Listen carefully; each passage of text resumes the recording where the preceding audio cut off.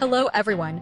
In addition to the comments shared at the pre-residency meeting, check out these comments from Dr. Walker during a fireside chat discussion with Dr. Kellum. Dr. Walker shares some items to keep in mind when nominating or accepting the invitation to join the DEL Walker Fellows. Go right ahead. When we're talking about the opportunities and responsibilities of being a fellow,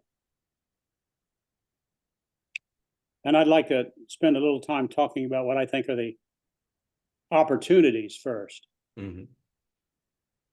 Of course, to get this out of the way, you do need, it's going to take some time. The time is well worth it. You will, in terms of your development, the time you spend being a fellow is going to pay you back dividends. You're going to put a certain amount of time into it, and you're going to get more back if it goes the way it usually goes for people.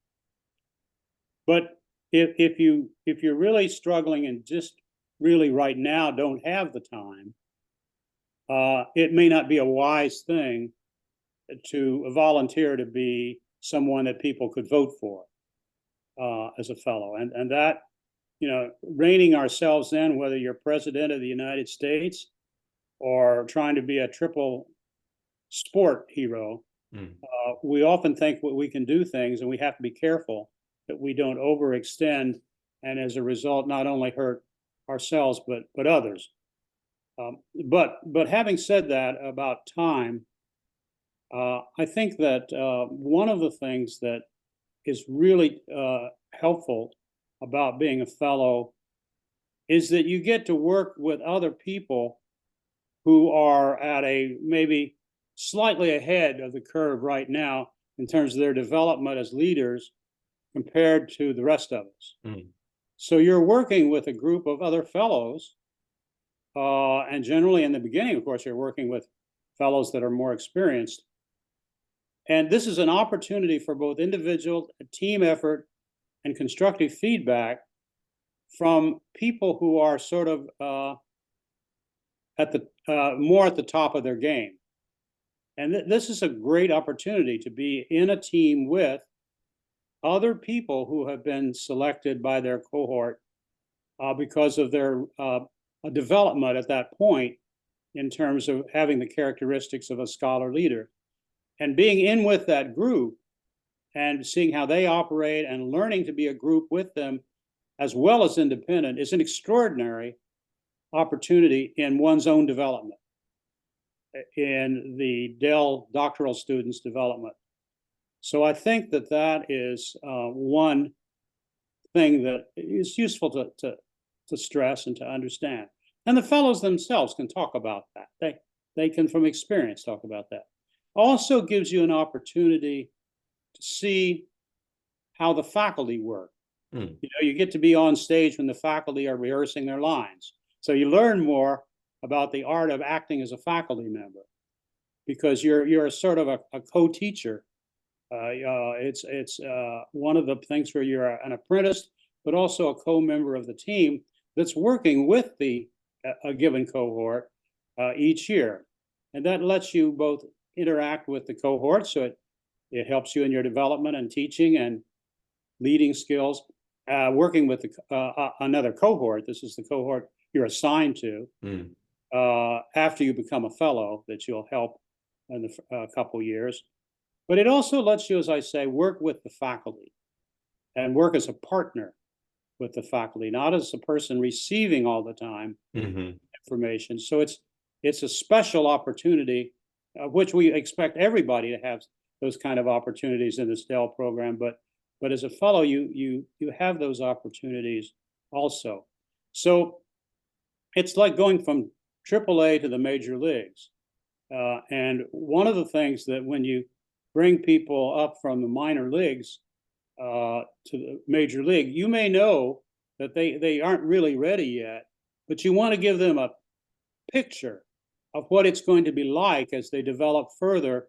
They see what, the really fast ball is, the curve ball, the intricacies. And so it gives them an idea of the opportunities and the further development that one may need. If you're hitting 380 in the minor leagues, you may think you're ready to go. You got it made. But we all know over a period of time that what we don't know that we don't know can hurt us. And Mm. so it's important for every once in a while us to see that even though we're doing fine where we are, there's a big world out there of more challenging, more complex, more difficult, and more wonderful opportunities. And being a fellow is one aspect of having that. And that's where I think a journal can be particularly important, because just like when you start the Dell program, when you first become a fellow, writing down your own aspirations, your hopes, your dreams, your concerns, your journey is really important, because then to go back to that every month or two and see what's going on in terms of your development and things like that can be very helpful in your own reflective and then refractive, changing your own situation, your own mindset.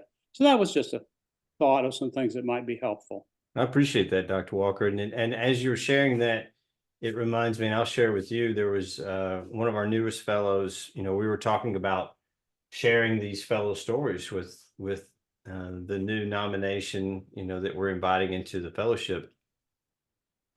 And they had a good point. I saw their point, and to see their point was that you, Dr. Walker, or Dr. White, or someone more senior as a fellow may be of more value to speak to the new fellow. And as I practice my careful listening, I kind of see where they're coming from, but I also countered with, but no one can see it through your eyes right now, at what phase you're in order to say, hey, as a new fellow coming in, I know there's 30 fellows all together, and there's some active fellows out there working some engagement initiatives, but they're welcoming you to the team. They want to hear your ideas, especially, and you hit the nail on the head, Dr. Walker. It is an immediate direct connect to improving the DEL program. At the end of the day, we want a coordinator or professor assistant at residency to help to make the DEL program the absolute best it can continue to be, even in an execution style. A lot of times we do after actions and there's quarterly reports.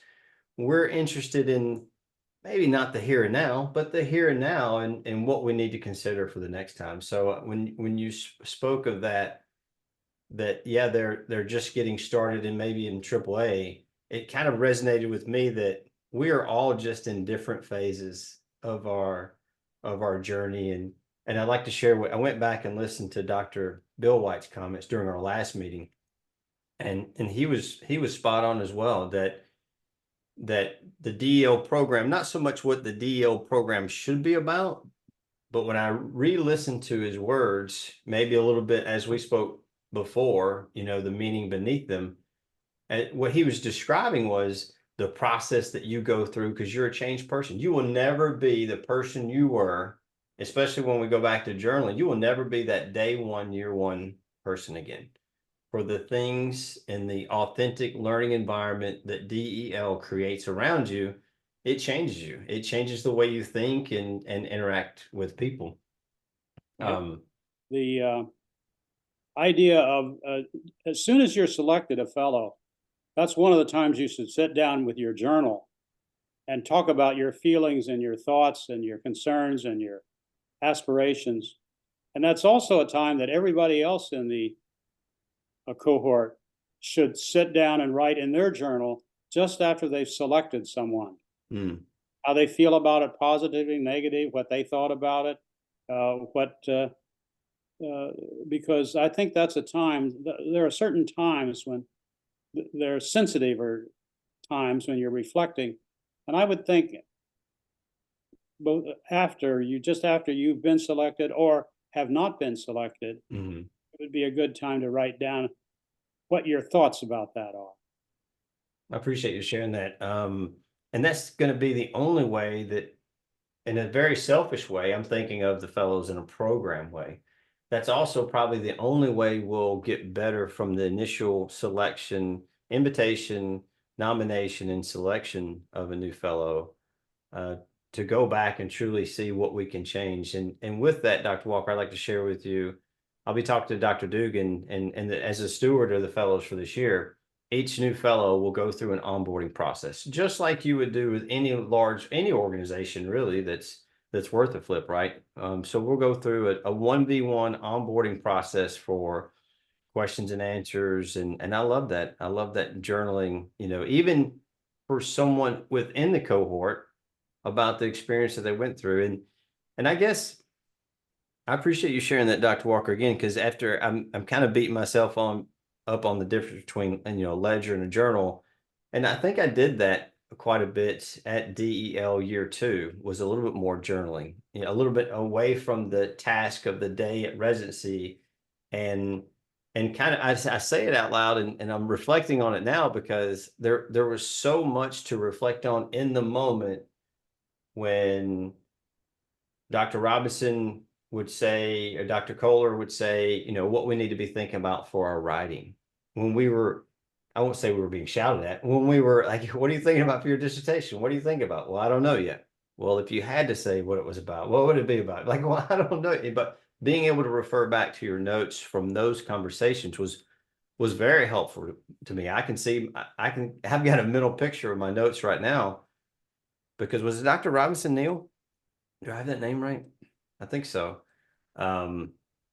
Was like, I guess I was getting pretty fired up about my topic and I didn't realize it. And she was like, why are you so, like, I was PO'd. She's like, why are you, I can sense it. Like, and I go, because it shouldn't be that hard. We should be able to prepare leaders to go into natural disaster areas and be effective to lead. She's like, I think what you just did, she didn't say it, but she goes, what I think you just did, Caesar, is I think you just came up with the title of your dissertation. And I was like, then I stopped and started listening to my own, what I was saying, and then started journaling down that conversation. And I'm getting chills thinking about it, because I kept everything else I went and read and did. I kept going back to those notes and going back to that conversation. And how did she pull it out of me? Not really. It was during the conversation, though, she put a pin in it and stopped and goes, hey, what you just passionately described, I think is where you want to start researching. So I think that was, how did we get on that, Dr. Walker? I don't know. I mean, it's wonderful how these things organically develop. It's really useful. It's the personal thing now. We have at our national politics level some issues about age and things like that. And so one of the things I should be journaling about, is, I'm a little older than those guys. And what does this mean to me? How am I taking this? How do I reflect on this? What lessons do I learn from the comments and the style of what were our 2 leading candidates? And it's since I've never been this age before. Yeah, that's a good. We've never been here before, right? No. I mean, act your age. It's all new. Yeah. And so I think for me, this experience of now being a little longer in the tooth is can be an opportunity to grow some more and see things in a more mature and leaderly and stewardly way. Well, Dr. Walker, I know you often said that, well, just take my comments, with a grain of salt, because I'm not a fellow, but sir, thank you for being our senior mentor to the fellows. You are the ultimate Walker Fellow, sir, and I always appreciate your comments. I would aspire to that someday. I will aspire. Thank you, and I will aspire to that.